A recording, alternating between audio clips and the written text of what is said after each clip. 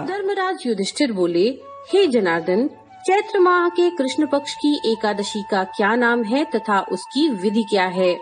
कृपा करके आप मुझे बतलाइए। श्री भगवान बोले, हे राजन, चैत्र माह के कृष्ण पक्ष की एकादशी का नाम पाप मोचनी एकादशी है। इसके व्रत के प्रभाव से मनुष्य के सभी पापों का नाश होता है। ये सब व्रतों से उत्तम व्रत है। इस पाप मोचनी एकादशी के महात्म्य का श्रवण व पठन से समस्त पाप नाश को प्राप्त हो जाते हैं। एक समय देवर्षि नारद जी ने जगत पिता ब्रह्मा जी से कहा, महाराज, आप मुझे चैत्र मास के कृष्ण पक्ष की एकादशी का विधान कहिए। ब्रह्मा जी कहने लगे, हे नारद, चैत्र मास के कृष्ण पक्ष की एकादशी पाप मोचनी एकादशी के रूप में मनाई जाती है। इस दिन भगवान विष्णु का पूजन किया जाता है। इसकी कथा के अनुसार प्राचीन समय में चित्ररथ नामक एक रमणीक वन था। इस वन में देवराज इंद्र गंधर्व कन्याओं तथा देवताओं सहित स्वच्छंद विहार करते थे।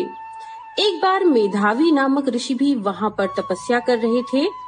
वे ऋषि शिव उपासक तथा अप्सराएं शिव द्रोहिणी अनंगदासी थीं। एक बार कामदेव ने मुनि का तप भंग करने के लिए उनके पास मंजुघोषा नामक अप्सरा को भेजा।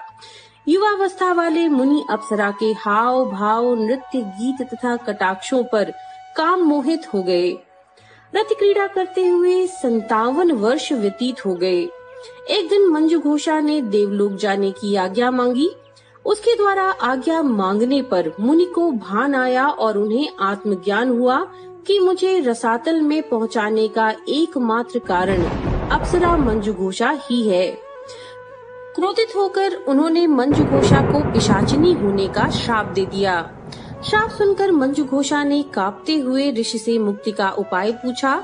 तब मुनिश्री ने पाप मोचनी एकादशी का व्रत रखने को कहा और अप्सरा को मुक्ति का उपाय बताकर पिता च्यवन के आश्रम में चले गए। पुत्र के मुख से श्राप देने की बात सुनकर च्यवन ऋषि ने पुत्र की घोर निंदा की तथा उन्हें पाप मोचनी चैत्र कृष्ण एकादशी का व्रत करने की आज्ञा दी। व्रत के प्रभाव से मंजुघोषा अप्सरा पिशाचिनी देह से मुक्त होकर देवलोक चली गई। अतः हे नारद, जो कोई मनुष्य विधि पूर्वक इस व्रत को करेगा उसके सारे पापों की मुक्ति होना निश्चित है, और जो कोई इस व्रत के महात्म्य को पढ़ता अथवा सुनता है उसके सारे कष्टों से उसे मुक्ति मिल जाती है। तो ये थी पाप मोचनी एकादशी की व्रत कथा। नमो नारायण।